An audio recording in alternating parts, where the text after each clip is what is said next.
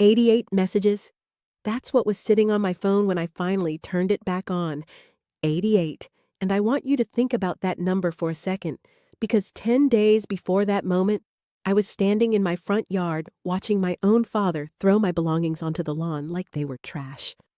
Boxes, bags, a lamp I'd had since college, my guitar.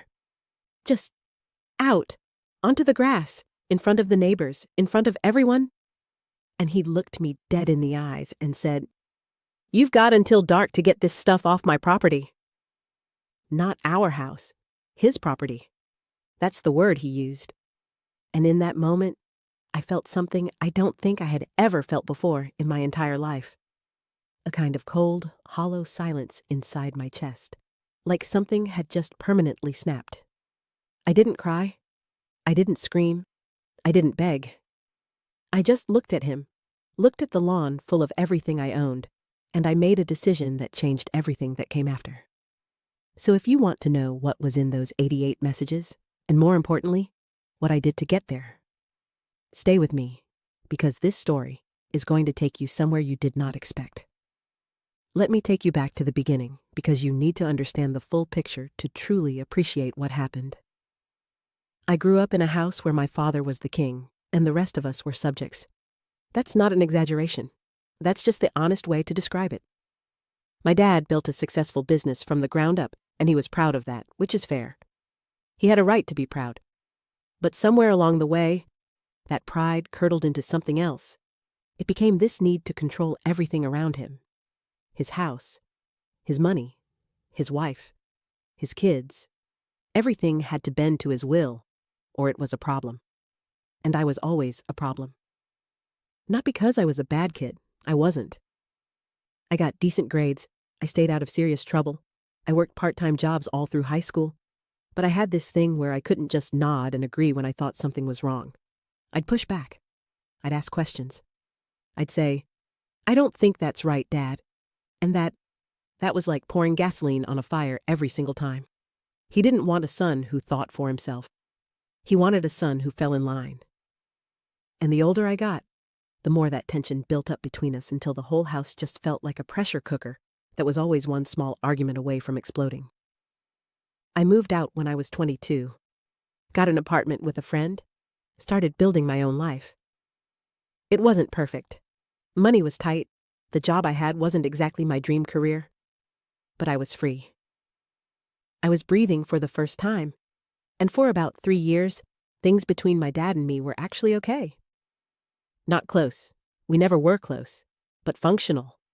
We'd show up at family dinners, exchange a few words, and keep our distance. That was fine. That was manageable.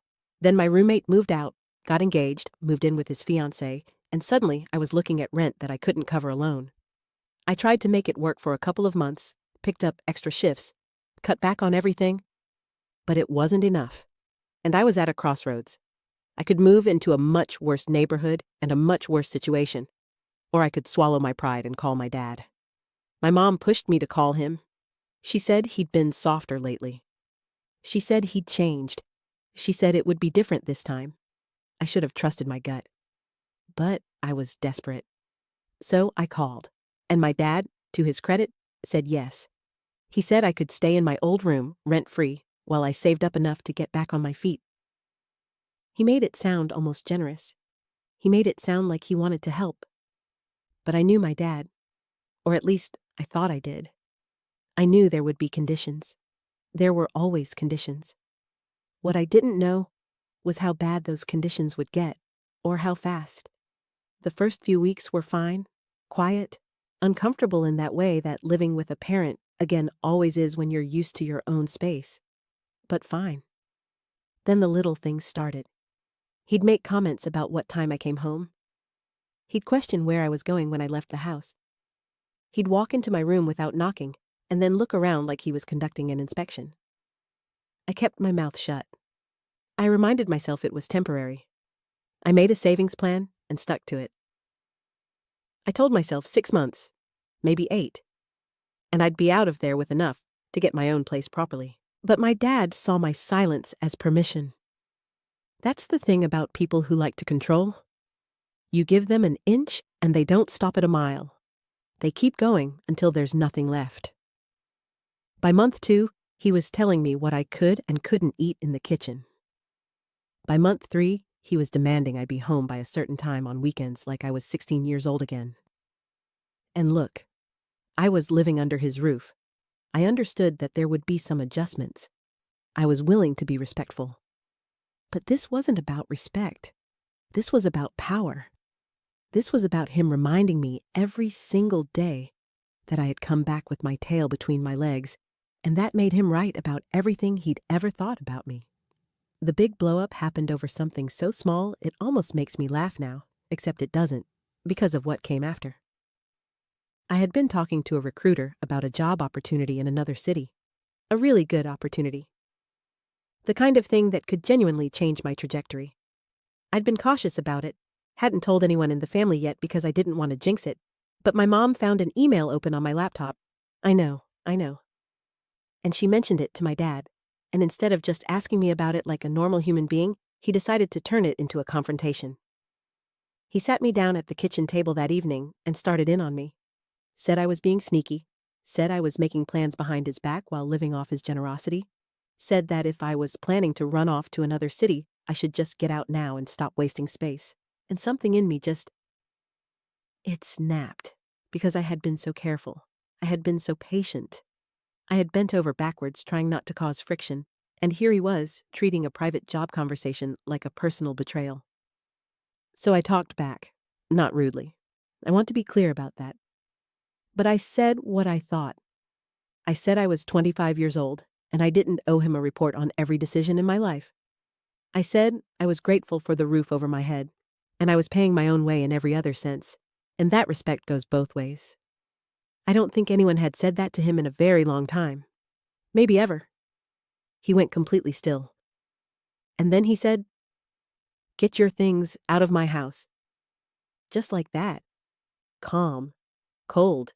Like he'd been waiting for the excuse. I thought he was bluffing. I said, "Dad, come on." He stood up, walked to my room, and started pulling things out himself. Opened my closet, pulled clothes off hangers, dumped them in a trash bag.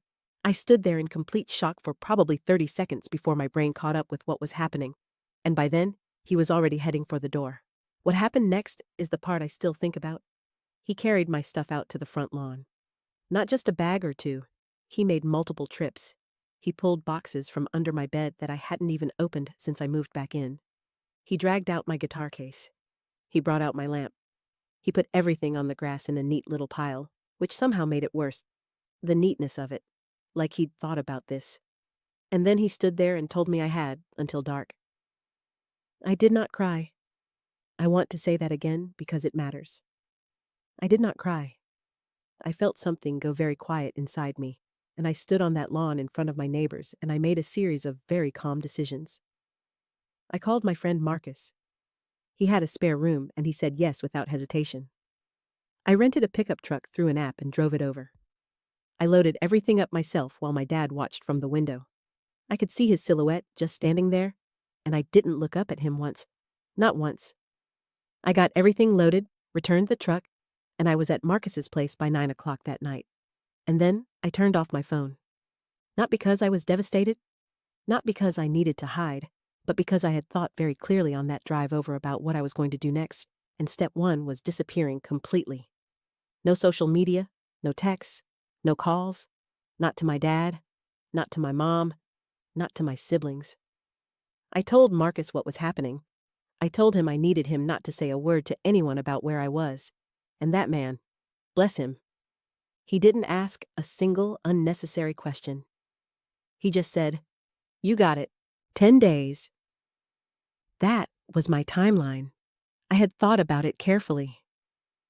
10 days was long enough for my absence to be felt, for the silence to stretch into something uncomfortable, for people to start making phone calls and asking questions, and most importantly, for my dad to start hearing from people other than me. Because here's the thing I understood about my father. He cared enormously about what other people thought of him, his reputation in our family, in our community, among his friends and his business associates. That was sacred to him. And I knew that if I disappeared without a word, people would start asking questions. And those questions would eventually circle back to him. And he would have to answer them. During those 10 days, I was not sitting still. I was moving fast, and I was moving smart. First thing I did was call the recruiter back about that job opportunity and push the conversation forward aggressively. Within 4 days, I had a formal interview scheduled. Within 7 days, I had an offer letter sitting in my email. I accepted it on day 8. The position was in another city, just like my dad had suspected, with a salary that was more than double what I was making at my current job. I also, in those 10 days, found an apartment in the new city, signed a lease remotely, and started making arrangements for the move. I also did one other thing, and this one I'm particularly proud of. My dad's business had a reputation. He'd built it over 30 years, and it was his pride and joy. A lot of that reputation rested on referrals, on community relationships, on the image of a solid family man with a successful track record. I knew people, not enemies, not strangers, but real people in real networks, who were connected to parts of his world. I didn't go spreading rumors. I didn't lie about anything or try to tear anything down, but I did have some very honest conversations with a few people I trusted, people who knew my dad professionally, about the kind of environment he created at home, about the pattern of behavior, about what had happened, not gossip, just truth, spoken quietly to the right people in the right way. I planted seeds and I let them grow on their own, and I contacted a family lawyer, not to sue anyone or to make threats, but to understand my rights and to get some paperwork in order. A few months before the blow-up, my grandmother, my dad's mother, had passed away. She had left behind some money that was meant to be distributed among the grandchildren. I had never received my share. When I asked about it at the time, my dad waved it off and said it was being handled, that the estate was complicated. In those 10 days, I found out, through my own research and one very important phone call with my aunt who had also been concerned, that the money had in fact already been distributed, and it hadn't all gone where it was supposed to go. My share, along with portions belonging to my younger siblings, had quietly found its way into an account my dad controlled. I'm not going to pretend I was calm when I found that out. I wasn't. I sat in Marcus's kitchen, and I felt something that was equal parts fury and grief. But I held it together, because I needed to hold it together. I made copies of everything my aunt sent me. I documented everything I could. I had a very productive second conversation with the lawyer, and then I waited. Day 10. I turned my phone on. The screen lit up, and just didn't stop. Messages kept loading. Notifications kept stacking. I sat on the edge of Marcus's couch and watched the number climb, and I felt something I can only describe as a very specific, very quiet satisfaction. 88 messages, calls from my mom, frantic by the end, texts from my siblings, messages from aunts and uncles I hadn't heard from in years, a voicemail from one of my dad's oldest friends, a man I'd known my entire life, saying he'd heard some things and wanted to talk, a message from one of my dad's business contacts, someone I knew through a mutual connection, saying they had some questions about a project they'd been considering with him. And there, buried near the end, was a message from my dad. He didn't apologize. Let me be honest with you. He didn't open with an apology. What he said was that I had made my point and it was time to stop being dramatic and come home and talk. He said things had gotten out of hand and he was willing to have a conversation. He said, and this is the part that really told me everything. He said, people are asking questions and it's creating problems. People are asking questions and it's creating problems. People are asking questions and it's creating problems. Not, I was wrong. Not, I'm sorry for humiliating you. Not, I shouldn't have thrown your life onto the lawn like you were nothing. People are asking questions. He wasn't reaching out because he'd had a change of heart. He was reaching out because the consequences had started to arrive, and he wanted to contain them. That one sentence told me that everything I had understood about him was correct, and that the path I had chosen was the right one. I responded to my mom first. I told her I was safe, I was healthy, I was fine, and I loved her. I told her I needed some more time and I would reach out when I was ready. I could feel her relief even through the text. Then I responded to my siblings, shorter versions of the same message. Then to a few relatives who had been genuinely kind. I thanked them and told them I was handling things. I did not respond to my dad that day, or the next. What I did instead was have the lawyer send a very formal, very specific letter. It laid out what I had found about my grandmother's estate. It listed the discrepancy clearly. It asked for a full accounting and the return of the funds that should have gone to the grandchildren. It was not threatening. It was not aggressive. It was just the truth, written on official letterhead by someone with a law degree. When I finally spoke to my dad, and this was about a week later, on a phone call that my mom had gently facilitated, he was a different person. Not a good person necessarily, not suddenly warm and loving and remorseful, but different, quieter. He asked how I was. I said I was well. He asked where I was staying. I said I was with a friend. He asked about the letter. I said I thought we both knew there were some things that needed to be resolved fairly. He was silent for a long moment, and then he said he would look into it. He looked into it. Within 3 weeks, my siblings and I had received the correct distributions from our grandmother's estate. Not exactly an apology, but it was something. It was accountability, delivered not because he felt it, but because the alternative had become worse. I moved to the new city a month after that phone call. New job, new apartment, new chapter. I called my mom on moving day, and she cried a little. She said she was proud of me, which she had never really said directly before, at least not about something like this. She said she had watched what happened, and she thought I had handled it with more grace than she could have. My relationship with my dad since then is complicated. He knows I'm not the same person he threw off his lawn. He knows I won't be managed or controlled or humiliated into silence anymore. He hasn't tried. We talk occasionally, on the surface level, about safe things. It's not close. It may never be close. But when I think about that night, standing on the lawn, watching him carry my lamp out the door like it was garbage, I don't feel the shame he wanted me to feel. I feel something else. I feel like that was the moment I finally stopped waiting for his approval. Stopped waiting for him to decide I was worth being treated with dignity. I just decided it myself. And here's what I want to leave you with, because I think about this a lot. People who need to control everyone around them are fundamentally afraid. My dad, with all his success, all his authority, all his certainty, was afraid. Afraid of a son who had opinions. Afraid of what it would mean if I turned out okay without bending to his will. Afraid of questions he couldn't control. That fear made him cruel, and for a long time I absorbed that cruelty like it was my fault. Like if I could just be the right version of myself, he would finally extend to me what he gave to everyone else.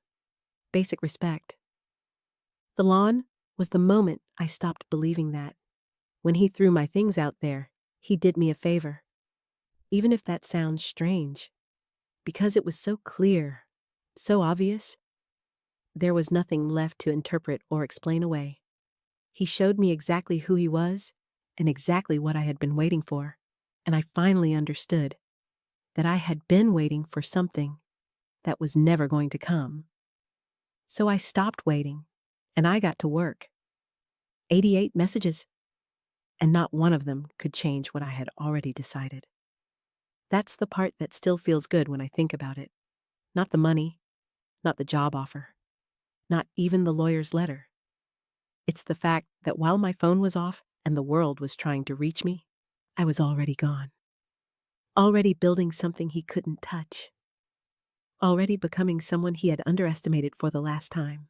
If any part of this story felt familiar to you, if you've ever been made to feel like you were less than by someone who was supposed to love you, I want you to know something. You are not waiting for their permission.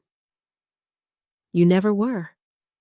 The moment you decide to stop waiting is the moment everything starts to change. It might not happen overnight. It might take 10 days, or 10 weeks, or longer. But it starts with a decision. A quiet, cold, clear decision that you make on a lawn full of your belongings while someone watches from a window hoping you'll fall apart. Don't fall apart. Load the truck. turn off the phone, get to work. And if you found this video and it meant something to you, please hit that like button. Leave me a comment telling me what you thought, and subscribe if you haven't already, because there are more stories coming. More real moments, more comebacks, more of this.